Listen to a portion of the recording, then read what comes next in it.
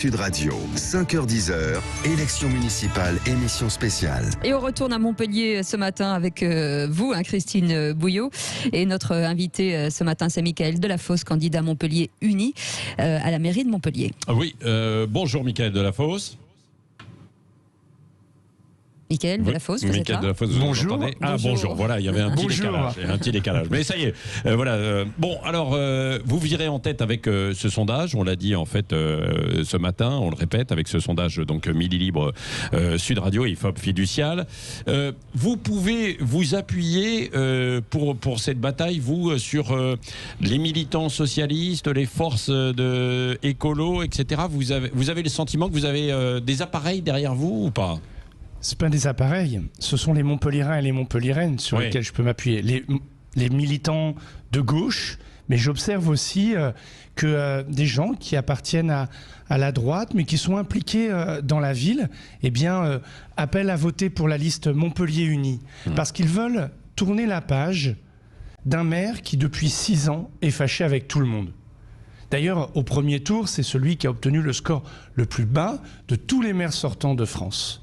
Et donc, il y a une aspiration au changement, à une gouvernance apaisée, une gouvernance qui fédère, qui rassemble les Montpelliérains autour d'un projet. Oui. Mais lui, il dit, voilà, je ne fais pas les choses toujours pour être aimé aussi, parce qu'il faut avancer. En revanche, pendant la crise du Covid-19, là, il y a une question sur sa gestion de la crise qui est plutôt appréciée par les Montpelliérains. Donc, est-ce que vous ne pensez pas qu'il pourrait y avoir une surprise dimanche prochain ? Tout dépend peut-être aussi de la participation, hein, Michaël Delafosse. Heureusement que le maire a assumé ses fonctions dans cette crise, comme tous les maires de France. Et on montre bien combien la fonction de maire est une fonction importante dans la République. Alors, moi je crois que le débat de la campagne électorale qui dure depuis près de 9 mois permet de savoir, pour les électeurs et les électrices, le 28 juin, quel maire ils veulent, quel projet pour leur ville. Est-ce qu'ils veulent une ville plus solidaire, où l'écologie est au cœur du projet ? Une ville qui s'efforce de rassembler les énergies plutôt que de cultiver les divisions. Voilà le choix qui est posé le 28 juin. Il n'est pas toujours parfait, mais évidemment, le maire actuel. Loin de là, d'ailleurs. Vous savez, on est à Montpellier, une ville dont le maire fut Georges Frêche. Personnage qui a marqué les esprits dans notre ville. Dans son mandat, dans chaque mandat de Georges Frêche, une ligne de tramway, une piscine, des équipements publics. Et là, pendant ce mandat, qu'avons-nous observé ? Une forme d'inertie. Résultat, les problèmes de sécurité, de propreté, de mobilité n'ont pas été réglés. Et pour ma part, avec l'équipe de Montpellier Uni, mais au-delà de l'ensemble des forces vives de la ville qui souhaitent y participer, eh bien, nous voulons donner un nouveau souffle à notre ville. Les acteurs économiques, les acteurs associatifs, on a besoin de rassembler les énergies plutôt que de cultiver les divisions. Oui. Même si parfois les polémiques plaisent aux journalistes. Mais pour ma part, je crois qu'il faut au contraire aux citoyens aussi. Hein, non. Les citoyens, ils sont fatigués des querelles. Ils ont raison d'ailleurs. Des querelles, mais ils regardent beaucoup des polémiques quand il y en a aussi. Oui. Michaël Delafosse, alors, vous avez cité Georges Frêche. Est-ce que vous justement inscrivez, vous, dans cet héritage de Georges Frêche ?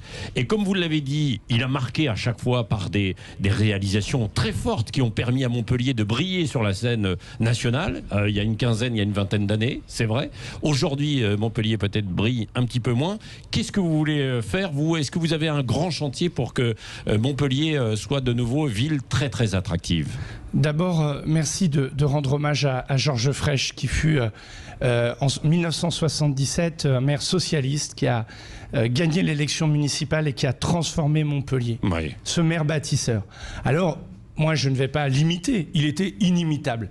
Par contre, nous portons de grandes ambitions, et notamment une mesure pour Montpellier, qui est une réponse à ces jeunes qui marchent pour le climat, à cette inquiétude des auditeurs de Sud Radio qui viennent d'apprendre qu'il faisait 38 degrés au cercle polaire, et à tous les Montpelliérains et Montpelliéraines qui peinent à vivre de leur travail, ou aux retraités qui ont des petites pensions.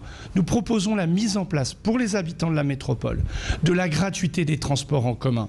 Ce réseau de transport qui permet de se déplacer dans la ville et qui permettra de dire que les mobilités qui n'émettent pas de gaz à effet de serre sont gratuites, sont accessibles à tous. Et pour tous ceux qui ont des difficultés de pouvoir d'achat dans notre ville, eh bien, nous leur permettrons de pouvoir se déplacer et de ne pas être dépendants des variations du prix de l'essence qui impactent le pouvoir d'achat. Voilà une mesure emblématique. Je pourrais aussi vous parler du plan de végétalisation de la ville. Et quand vous reviendrez à Montpellier, quand la crise sanitaire sera terminée, eh bien, j'espère, en ma qualité de maire, de vous proposer la végétalisation de la Comédie, comme Georges Frêche, lui, en son temps, a piétonnisé la place de la Comédie. Oui, parce que, et cette place, elle doit être emblématique des valeurs de l'époque. Et aujourd'hui, il faut de l'ombre, il faut de l'arbre, il faut se reconnecter à la nature dans la ville. Christine Bouillot, qui est à vos côtés. Christine. Oui, alors je reviens avec vous, Mickaël Delafosse. Vous revendiquez en tous les cas pas de l'héritage de Georges Frêche et vous dites ce socialiste, il a pas toujours été en bon terme avec on va dire l'establishment socialiste parisien.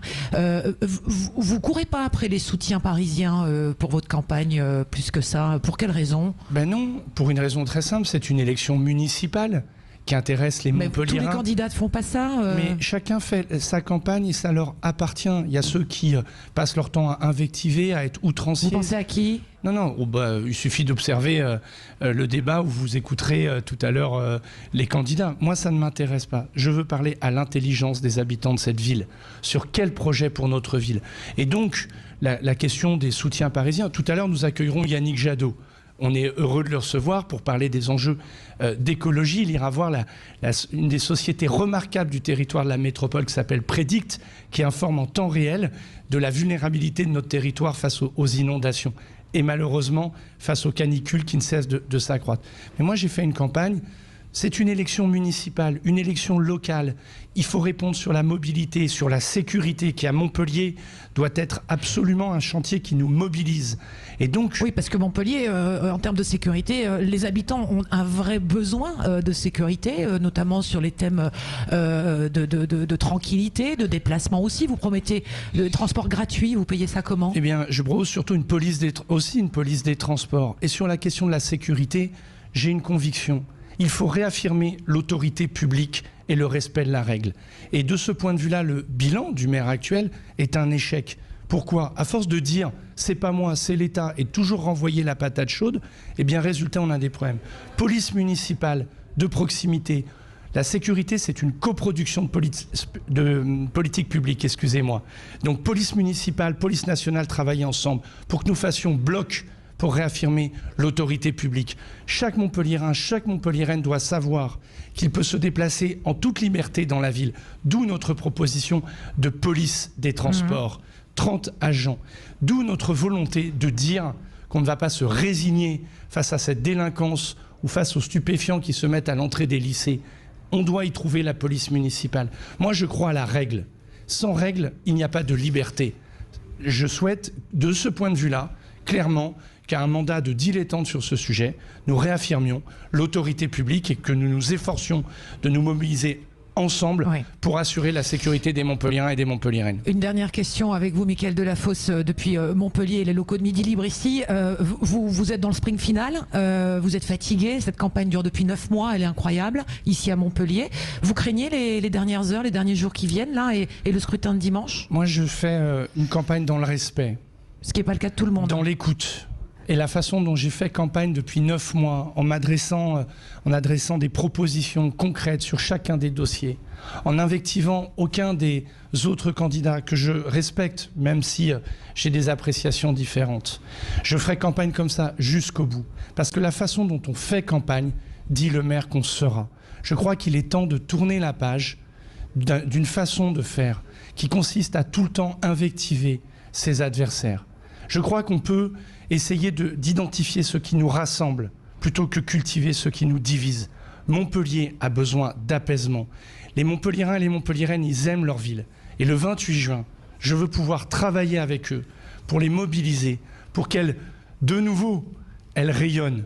De nouveau, on parle d'elles. Non pas pour la campagne dite la plus folle de France, pour le folklore, pour les outrances, mais pour les projets qu'elles mènent. voilà de quoi nous voulons parler pour Montpellier. Et pour cela, j'ai besoin des Montpelliérains et des Montpelliéraines dès le 28 juin. Merci Mickaël Delafosse donc d'avoir été avec nous ce matin en direct des locaux de Midi Libre, place de la Comédie. On verra dimanche évidemment ce que ça va donner. Et on vous appellera lundi matin pour voir si vous êtes satisfait ou déçu. Dans un instant, Moued Altrad. Oui. Il arrive en 3e position. Il se présentait avec comme une liste recomposée aussi. Oui, une liste recomposée aussi. Il se présentait quand il est parti comme un peu un trouble-fête justement du jeu politique. Est-ce qu'il peut aller jusqu'au bout et créer la surprise dimanche? Il sera avec nous dans un instant sur Sud Radio aux côtés de Christine.